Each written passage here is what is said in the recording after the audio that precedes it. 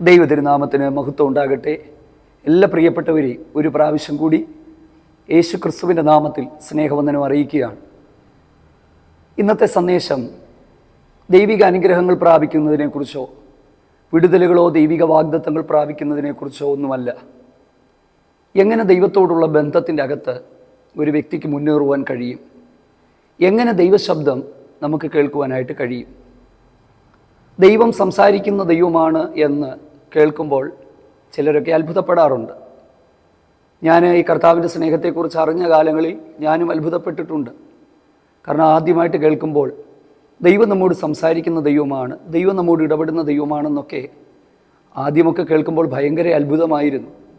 കാരണം ദൈവം ഉണ്ടോ എന്ന് പോലും സംശയിച്ച് നിൽക്കുന്ന പ്രത്യേക സാഹചര്യത്തിൽ ദൈവം ഉണ്ടെന്ന് മാത്രമല്ല, ദൈവം സംസാരിക്കുമെന്നും ആ ദൈവം നമ്മോട് ഇടപെടുമെന്നും ഒക്കെ ഉള്ള കാര്യങ്ങൾ കേൾക്കുമ്പോൾ ഭയങ്കര അത്ഭുതമാണ് തോന്നുന്നത്. എന്നാൽ എൻ്റെ വിശ്വാസത്തിൻ്റെ യാത്രകളിൽ, എൻ്റെ ജീവിതാനുഭവങ്ങളിൽ ഞാൻ കർത്താവിനെ മനസ്സിലാക്കിയതും കർത്താവിനെ സ്നേഹിച്ചതും കർത്താവിൻ്റെ വഴികളിൽ നടന്നതുമായ ആ അനുഭവങ്ങൾ വച്ച് ദൈവം ഇന്നും നമ്മോട് സംസാരിക്കുവാൻ ശക്തനാണ്, സംസാരിക്കുന്ന ദൈവമാണ്. അതിന് നാം എന്താണ് ചെയ്യേണ്ടുന്നത്? എങ്ങനെയാണ് ദൈവത്തിൻ്റെ ശബ്ദത്തെ നമുക്ക് തിരിച്ചറിയുവാനായിട്ട് കഴിയുന്നത്? എങ്ങനെ ആ കൂട്ടായ്മയിൽ, ആ ബന്ധത്തിൽ നമുക്ക് നിലനിന്ന് പോകുവാനായിട്ട് കഴിയും? ഈ കാര്യങ്ങളാണ് ഇന്ന് നാം അല്പസമയങ്ങൾ ദൈവവചനത്തിൻ്റെ സഹായത്തോടെ, ദൈവത്തിൻ്റെ പരിശുദ്ധാത്മാവിൻ്റെ സഹായത്തോടെ അല്പസമയങ്ങൾ ചിന്തിക്കുന്നത്. അതിന് താല്പര്യമുള്ളവരാണെങ്കിൽ ഈ വീഡിയോ സ്കിപ്പ് ചെയ്യാതെ കേൾക്കുക. തീർത്തും ആത്മീയ വർധനവിന് മാത്രം ഉള്ള കാര്യങ്ങളാണ് നാം ചിന്തിക്കുന്നത്. ഞാൻ പ്രാരംഭത്തിൽ പറഞ്ഞതുപോലെ വിടുതലോ അത്ഭുതമോ അടയാളമോ ഒന്നുമല്ല. പക്ഷെ ഞാൻ നിശ്ചയമായിട്ടും വിശ്വസിക്കുന്ന ഒരു കാര്യമുണ്ട്. നാം ദൈവത്തെ സ്നേഹിച്ച് ദൈവത്തിൻ്റെ വഴികളിൽ നടക്കുമ്പോൾ നമുക്ക് ആവശ്യമായിട്ടുള്ളതെല്ലാം തക്ക സമയത്ത് തരാൻ ദൈവം വിശ്വസ്തനാണ്. അതുകൊണ്ട് മുൻപേ അവൻ്റെ രാജ്യവും നീതി അന്വേഷിക്കുക എന്നുള്ളതുപോലെ എങ്ങനെ ദൈവത്തോടുള്ള ബന്ധത്തിൽ, കൂട്ടായ്മയിൽ ജീവിക്കാം എന്നുള്ളതാണ്. ദൈവം മനുഷ്യനെ സൃഷ്ടിച്ചപ്പോൾ ഇതര ജീവികളിൽ നിന്നെല്ലാം വ്യത്യസ്തമായി അവൻ്റെ ഉള്ളിൽ ഒരാത്മാവിനെ നൽകി ദൈവത്തിൻ്റെ സാദൃശ്യത്തിലും സ്വരൂപത്തിലുമാണ് ദൈവം അവനെ സൃഷ്ടിച്ചത്. മറ്റ് സസ്യജന്തു ജീവജാലങ്ങളൊന്നും തന്നെ ദൈവത്തിൻ്റെ സാദൃശ്യത്തിലും സ്വരൂപത്തിലും സൃഷ്ടിക്കപ്പെട്ടതായിട്ട് വിശുദ്ധ വേദപുസ്തകത്തിൽ പറയുന്നില്ല. നാം മനുഷ്യർ മാത്രമാണ് ദൈവത്തിൻ്റെ സാദൃശ്യത്തിലും സ്വരൂപത്തിലും സൃഷ്ടിക്കപ്പെട്ടത്. ദൈവത്തിൻ്റെ സാദൃശ്യം സ്വരൂപം എന്ന് പറയുമ്പോൾ ഈ പുറമേ കാണുന്ന കൈയും കാലും കണ്ണുകളും ആണെന്നുള്ള ധാരണയുണ്ടെങ്കിൽ ആ ധാരണയ്ക്ക് ഒരു തിരുത്തൽ ആവശ്യമാണ്. ദൈവാനുരൂപമായി മനുഷ്യൻ സൃഷ്ടിക്കപ്പെട്ടു എന്ന് പറഞ്ഞാൽ ദേഹം, ദേഹി, ആത്മാവ് എന്നുള്ള 3 ഘടകങ്ങളോടുകൂടിയാണ് ദൈവം മനുഷ്യനെ സൃഷ്ടിച്ചത്. ദൈവത്തിൻ്റെ ശബ്ദം കേൾക്കുവാനും ദൈവത്തോട് സംവേദിക്കുവാനും ദൈവം പറയുന്നത് തിരിച്ചറിയുവാനും ദൈവത്തോടുള്ള കൂട്ടായ്മയിൽ ജീവിക്കുവാനും കഴിയുന്ന നിലയിൽ വ്യത്യസ്തനായിട്ടാണ് ദൈവം മനുഷ്യനെ സൃഷ്ടിച്ചത്. അതുകൊണ്ട് തന്നെയാണ് വേദപുസ്തകത്തിൽ പോലും പറയുന്നത് മനുഷ്യൻ നിരൂപിക്കുന്നതൊന്നും അവൻ അസാധ്യമാകുകയില്ല.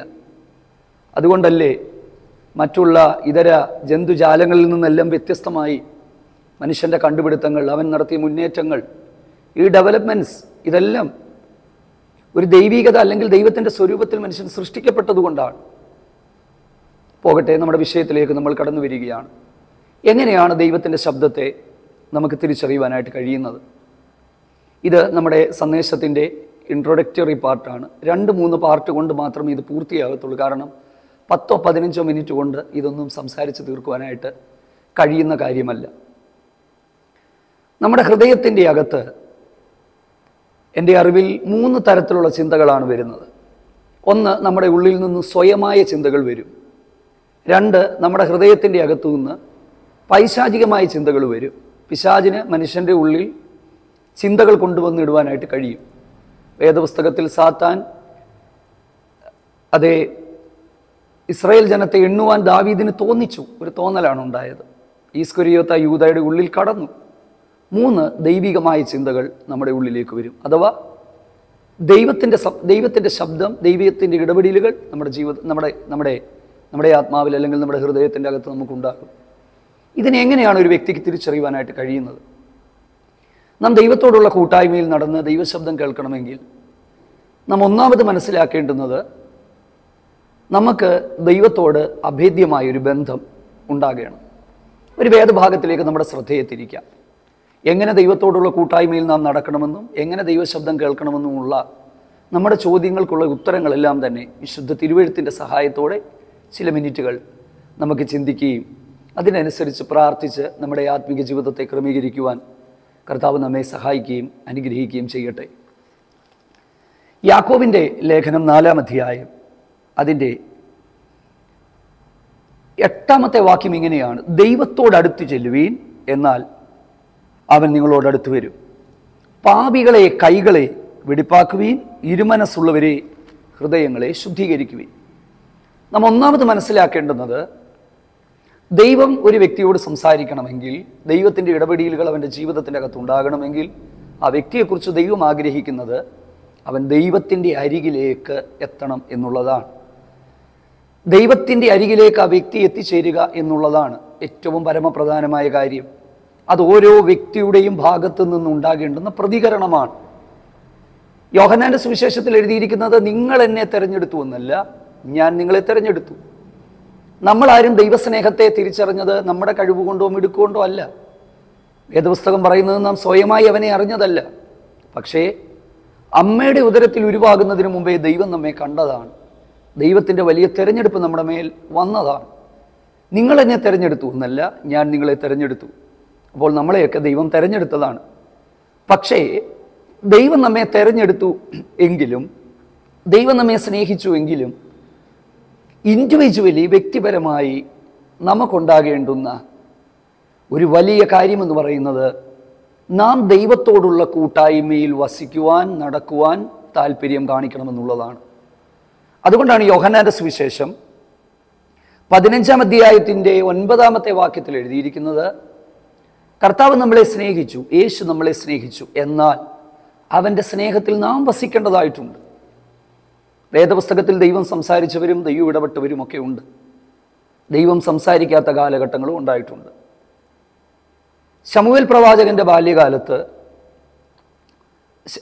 ഏലി എന്ന് പറയുന്ന ഒരു പുരോഹിതനായിരുന്നു അന്നത്തെ കാലത്തെ പുരോഹിതൻ. അദ്ദേഹത്തിന് 2 മക്കളാണ്, ഒഫ്നിയും ഫിനെഹാസും. ആ കാലത്തെക്കുറിച്ച് എഴുതിയിരിക്കുന്നത്, ദർശനം ഏറെയില്ലായിരുന്നു, വചനം ദുർലഭമായിരുന്നു. അപ്പോൾ ദൈവിക ദർശനങ്ങളും ദൈവിക ഇടപാടുകളും ഇടപെടലുകളും ഇല്ലാതിരുന്നൊരു കാലഘട്ടം അന്നുണ്ടായിരുന്നു. പക്ഷേ ആ സെയിം ടൈമിൽ ദൈവം ശമൂവേലിനെ വിളിക്കുന്നുണ്ട്. എന്തുകൊണ്ടാണ് കാരണം? ഏലിയുടെ മക്കൾ 2 പേര് ദൈവശബ്ദം കേൾക്കാൻ തീരെ താല്പര്യമില്ലാത്തവരായിരുന്നു. രണ്ടാമത്തെ കാര്യം, തങ്ങൾക്ക് ബോധിച്ചതുപോലെ ദൈവത്തെ അറിഞ്ഞിട്ടും തങ്ങളുടേതായ വഴികളിൽ അവർ യാത്ര ചെയ്തവരാണ്.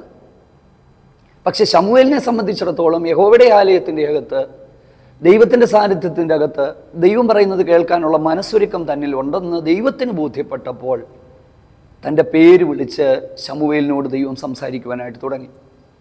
അപ്പം ഞാനും നിങ്ങളും വ്യക്തിപരമായി മനസ്സിലാക്കേണ്ടുന്ന ഒന്നാമത്തെ കാര്യം, ദൈവശബ്ദം കേൾക്കാൻ നമുക്ക് ആഴമായ താല്പര്യം ഉണ്ടാകണം. ഒരു വ്യക്തിക്ക് താല്പര്യമുണ്ടാകണം.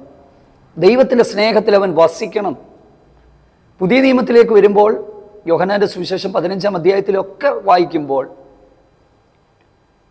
കർത്താവിൻ്റെ കൽപ്പനകൾ പ്രമാണിച്ച് അവൻ്റെ സ്നേഹത്തിൽ വസിക്കുക.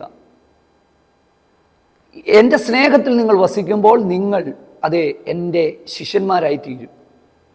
ശിഷ്യന്മാരായിത്തീരുന്നു എന്ന് മാത്രമല്ല, ഞാൻ നിങ്ങളെ ഇനി ദാസന്മാരെന്ന് വിളിക്കുകയില്ല, ഞാൻ നിങ്ങളെ സ്നേഹിതന്മാർ എന്ന് വിളിക്കും. നമ്മൾ മനസ്സിലാക്കേണ്ടുന്ന ഒരു പരമപ്രധാനമായ കാര്യം, നമ്മുടെ കാര്യസാധ്യത്തിനും നമ്മുടെ പ്രശ്നങ്ങൾക്ക് പരിഹാരത്തിനും നമ്മുടെ പ്രതിസന്ധികളിലുള്ള വിടുതലിനും മാത്രമായി നാം ഒരിക്കലും ദൈവത്തെ സ്നേഹിക്കരുത്. അങ്ങനെ ആരെങ്കിലും സ്നേഹിക്കുന്നുണ്ടെങ്കിൽ ഒരിക്കലും ആ വ്യക്തിക്ക് ദൈവത്തോടുള്ള സ്നേഹബന്ധം പൂർണ്ണതയിലെത്തിക്കുവാനായിട്ട് കഴിയത്തില്ല. അതുകൊണ്ട് ഒന്നാമതായി ഞാൻ പറയട്ടെ, നാം ദൈവത്തെ സ്നേഹിക്കുന്നത് ദൈവമാണെന്നറിഞ്ഞ് നാം ദൈവത്തെ സ്നേഹിക്കുക. കഴിഞ്ഞ ദിവസങ്ങളിൽ നമ്മുടെ സന്ദേശങ്ങളിലൊക്കെ നമ്മൾ പറഞ്ഞതുപോലെ, ഒരു കുഞ്ഞ് ഒരപ്പനെ സ്നേഹിക്കുന്നത് എന്തുകൊണ്ടാണ്? അപ്പനവന് ഭക്ഷണവും പാനീയങ്ങളും ഒക്കെ കൊടുത്തതുകൊണ്ട് മാത്രമൊന്നുമല്ല, അപ്പനാണെന്ന് അറിഞ്ഞുകൊണ്ടാണ് സ്നേഹിക്കുന്നത്. ഒരു ഭർത്താവും ഭാര്യയും തമ്മിലുള്ള തികഞ്ഞ സ്നേഹബന്ധത്തിൻ്റെ അകത്ത് എന്താണ് ആ സ്നേഹബന്ധം? എന്തെങ്കിലും കൊടുക്കുന്നത് കൊണ്ടാണോ? അല്ല. നാം ദൈവത്തെ സ്നേഹിക്കുന്നത് ദൈവമായതുകൊണ്ട് നാം ദൈവത്തെ സ്നേഹിക്കുക എന്നുള്ളതാണ്. ആ സ്നേഹത്തിലേക്ക് വരണമെങ്കിൽ ഒന്നാമതായി നമുക്ക് ആഴമായ ഒരു സമർപ്പണം നമ്മുടെ ജീവിതത്തിൻ്റെ അകത്തുണ്ടാകണം. അതെന്തൊക്കെയാണെന്നുള്ളത് അടുത്ത ദിവസങ്ങളിലെ ഈ സന്ദേശത്തിൻ്റെ 2-3 ഭാഗങ്ങളിൽ ഞാൻ നിങ്ങളോട് സംസാരിക്കുവാനായിട്ട് ആഗ്രഹിക്കുകയാണ്. ഒന്നാമത് ദൈവത്തോടടുത്ത് വരിക. രണ്ടാമത് നമ്മുടെ പാപങ്ങളെ ഏറ്റുപറയുക. നമ്മുടെ ജീവിതത്തിൽ നാം ചെറുതെന്ന് ധരിക്കുന്ന ചില കാര്യങ്ങൾ പോലും ദൈവസ്നേഹത്തിൽ നിന്ന് നമ്മളെ അകറ്റിക്കളയുന്നതാണ്. ദൈവശബ്ദം കേൾക്കുവാൻ കഴിയാതെ വണ്ണം നമ്മുടെ കാതുകളെ അടച്ചു കളയുന്നതാണ്. ഞാൻ ഇനി പറയുന്ന കാര്യങ്ങൾ എത്ര പേർക്ക് മനസ്സിലാകും, അംഗീകരിക്കാൻ പറ്റുമെന്നൊന്നും എനിക്കറിയത്തില്ല. പക്ഷേ 1997 രക്ഷിക്കപ്പെട്ട് 2001 വിശ്വാസ സ്നാനമൊക്കെ സ്വീകരിച്ച് കർത്താവിൻ്റെ കൃപയിലേക്ക് വന്നപ്പോൾ ദൈവം എൻ്റെ മേൽ ദർശനങ്ങൾ നൽകി, പ്രവചനങ്ങൾ ദൈവം നൽകി. അതൊക്കെ ഞങ്ങളുടെ ജീവിതത്തിൽ, കുടുംബത്തിൽ അതൊക്കെ സംഭവിച്ചുകൊണ്ടിരുന്നു. പക്ഷേ എന്നിൽ ഞാൻ അറിയാത്ത ചില പാപ സ്വഭാവങ്ങളുണ്ടായിരുന്നു. അതിലൊന്ന്, ഒരുപാട് സമയങ്ങൾ മൂവി താല്പര്യപ്പെട്ടിരുന്ന ഒരാളായിരുന്നു ഞാൻ. പക്ഷേ 2004 കർത്താവ് എന്നോട് പറഞ്ഞു, നീ അത് നിർത്തുക, നീ അത് സ്റ്റോപ്പ് ചെയ്യുക. എനിക്ക് ഭയങ്കര ബുദ്ധിമുട്ടായിരുന്നു. പക്ഷെ എന്നോട് പറഞ്ഞു, എൻ്റെ കൂട്ടായ്മയ്ക്കകത്തും എൻ്റെ സ്നേഹത്തിൻ്റെ അകത്തും നിനക്ക് മുന്നോട്ട് പോകണമെങ്കിൽ നീ ഇത് ഉപേക്ഷിച്ചാലേ പറ്റത്തുള്ളൂ. വേദപുസ്തകം എന്താ പറയുന്നത്? ലോകത്തിൻ്റെ സ്നേഹിതനാകുവാൻ ഇച്ഛിക്കുന്നവനെല്ലാം ദൈവത്തിൻ്റെ ശത്രുവായി മാറും. ഇന്നത്തെ കാലത്ത് മനുഷ്യൻ ബുദ്ധിമുട്ടുന്നൊരു കാര്യം, അവർ ലോകത്തെയും ദൈവത്തെയും ഒന്നിച്ചു കൊണ്ടുപോകാനായിട്ട് ശ്രമിക്കുകയാണ്. അവർ ലോകത്തെയും ദൈവത്തെയും ഒന്നിച്ചു കൊണ്ടുപോകാനായിട്ട് ശ്രമിക്കുകയാണെന്നുള്ളതാണ്. പക്ഷേ ദൈവം നമ്മളെക്കുറിച്ച് ആഗ്രഹിക്കുന്നത് നാം ലോകത്തെ വിട്ടുകളഞ്ഞ് ദൈവത്തെ സ്നേഹിക്കുക എന്നുള്ളതാണ്. അങ്ങനെ 2004 ശേഷം 10-20 വർഷമായി എനിക്കതിനോട് താല്പര്യം തോന്നിയില്ല. കർത്താവിൻ്റെ സ്നേഹത്തെ പ്രതി ഞാൻ ഉപേക്ഷിച്ചു. പലതും എൻ്റെ ജീവിതത്തിൽ ഞാൻ ഉപേക്ഷിച്ചപ്പോൾ എന്ത് പറ്റി? ദൈവം എൻ്റെ അരികിൽ വന്നിരിക്കുന്നതും എന്നോട് സംസാരിക്കുന്നതും എനിക്ക് മനസ്സിലാക്കുവാനായിട്ട് കഴിഞ്ഞു. അപ്പോൾ ഒന്നാമത് നമ്മൾ മനസ്സിലാക്കേണ്ടുന്നത്, ദൈവശബ്ദം കേൾക്കുവാനായി നാം ചെയ്യേണ്ടുന്നത്, നാം ദൈവത്തെ സ്നേഹിക്കുക, കർത്താവിൻ്റെ സ്നേഹത്തിൽ വസിക്കുക, ദൈവകൽപ്പനകൾ പ്രമാണിക്കുക. ബാക്കിയുള്ള കാര്യങ്ങൾ അടുത്ത ദിവസങ്ങളിൽ നാം ചിന്തിക്കുന്നതായിരിക്കും. ദൈവം നമുക്ക് അവസരം തരുന്നതനുസരിച്ച്. തിരുവചന ധ്യാനവും പ്രാർത്ഥനയും ഉപവാസവും എല്ലാം ദൈവശബ്ദം കേൾക്കാനായിട്ടാണ്. വേദപുസ്തകത്തിൽ നിങ്ങൾ നോക്കുക, പ്രവാചകനായ ദാനിയേൽ, പൗലോസ് അപ്പോസ്തലൻ പോലും തൻ്റെ ശുശ്രൂഷ കാലഘട്ടങ്ങളിലൊക്കെ തന്നെക്കുറിച്ച്, തന്നോടുള്ള ദൈവശബ്ദം കേൾക്കുവാനായി, ദൈവത്തിൻ്റെ ആത്മാവിൻ്റെ ഇടപെടലിനായി അവരൊക്കെ തിരുവചന ധ്യാനത്തിലും പാപങ്ങളെ ഏറ്റുപറഞ്ഞ് ഉപവാസത്തിലും പ്രാർത്ഥനയിലും സമയം വേർതിരിച്ചപ്പോൾ അവരോടൊക്കെ സംസാരിച്ച ദൈവം ഈ കാലങ്ങളിൽ എൻ്റെ പ്രിയപ്പെട്ടവരെ നമ്മളോടും സംസാരിക്കാൻ വിശ്വസ്തനാണ്. ഈ കുറഞ്ഞ സമയത്തിനുള്ളിൽ ഇതെല്ലാം പൂർത്തീകരിക്കാൻ പറ്റാത്തതുകൊണ്ട് വാക്കുകൾ ചുരുക്കമാക്കി ഒരു നിമിഷം പ്രാർത്ഥിക്കുവാനായിട്ട് ആഗ്രഹിക്കുകയാണ്. നിശ്ചയമായിട്ടും നമുക്ക് ദൈവശബ്ദം കേൾക്കുവാൻ കഴിയും. ദൈവം നമ്മോട് സംസാരിക്കുന്ന ദൈവമാണ്. എൻ്റെ ജീവിതത്തിൻ്റെ അകത്ത് ഒരുപാട് തവണകൾ ഞാൻ ദൈവശബ്ദം കേട്ടിട്ടുണ്ട്. വളരെ വ്യക്തമായി വചനത്തിലൂടെ ദൈവം സംസാരിക്കാറുണ്ട്, ദൈവദാസന്മാരിലൂടെ ദൈവം സംസാരിക്കാറുണ്ട്, ദർശനങ്ങളിലൂടെ, സ്വപ്നങ്ങളിലൂടെ ദൈവം സംസാരിക്കാറുണ്ട്. ചില സമയത്ത് ദൈവത്തിൻ്റെ ആത്മാവ് നമ്മളോട് ശക്തമായിട്ട് ഇടപെടാറുണ്ട്. നിങ്ങൾ ഈ കണ്ടുകൊണ്ടിരിക്കുന്ന ഈ യൂട്യൂബ് സന്ദേശം, ഇതുപോലും ദൈവം എന്നോട് സംസാരിച്ചതിൻ്റെ വെളിച്ചത്തിൽ ഞാൻ ചെയ്യുന്ന കാര്യമാണ്. മുമ്പ് ഞാൻ പറഞ്ഞിട്ടുണ്ട്, ഇതിനോടൊന്നും എനിക്ക് തീരെ താല്പര്യമില്ലാത്ത ഒരാളായിരുന്നു ഇങ്ങനെയുള്ള മെസ്സേജ് കൊടുക്കാൻ. പക്ഷേ ദൈവം ഇടപെട്ടതുകൊണ്ടാണ്, ആ ദൈവശബ്ദത്തെ തിരിച്ചറിഞ്ഞതുകൊണ്ടാണ്. അപ്പോൾ ഞാൻ പറഞ്ഞത്, നമ്മുടെ അനുദിന ജീവിതത്തിൽ ദൈവം സംസാരിക്കുന്ന ദൈവമാണ്. ഒരു നിമിഷം നമുക്ക് പ്രാർത്ഥിക്കാം. ഞങ്ങളുടെ പ്രിയ കർത്താവേ, ഞങ്ങൾ അങ്ങേക്ക് നന്ദി പറയുന്നു. അവിടുന്ന് ഞങ്ങളെ സ്നേഹിക്കുന്ന ദൈവമാണെന്നും ഞങ്ങളോട് സംസാരിക്കുന്ന ദൈവമാണെന്നും ഞങ്ങൾക്ക് അങ്ങയോടുകൂടെ വസിക്കുവാൻ കഴിയുമെന്നും ഞങ്ങൾ തിരിച്ചറിയുന്നു. കർത്താവെ, കാൽവറിയിൽ ഞങ്ങൾക്ക് വേണ്ടി അവിടുന്ന് ജീവൻ നൽകി ഞങ്ങളെ മക്കളാക്കി തീർത്തപ്പോൾ മുൻകാലങ്ങളിനേക്കാൾ അധികമായി അങ്ങയോടുള്ള കൂട്ടായ്മയിലും ബന്ധത്തിലും സ്നേഹത്തിലും ജീവിച്ചു പോകുവാനായിട്ടുള്ള കർത്താവെ അവസരങ്ങൾ ഞങ്ങളുടെ മുൻപിലുണ്ടെന്നറിയുന്നു. എല്ലാ പ്രിയപ്പെട്ടവരെയും അനുഗ്രഹിക്കണമേ. ദൈവം സംസാരിക്കുന്ന ദൈവമാണെന്നും ഇടപെടുന്ന ദൈവമാണെന്നും തിരിച്ചറിഞ്ഞ് ഈ ദിവസങ്ങളിൽ ദൈവശബ്ദത്തിന് വേണ്ടി കാത്തിരിപ്പാൻ പ്രിയപ്പെട്ടവർക്കൊക്കെ കർത്താവ് കൃപ കൊടുക്കണം. അവരുടെ വിഷയങ്ങളിലൊക്കെ തക്ക സമയത്ത് കർത്താവ് മറുപടി നൽകണം.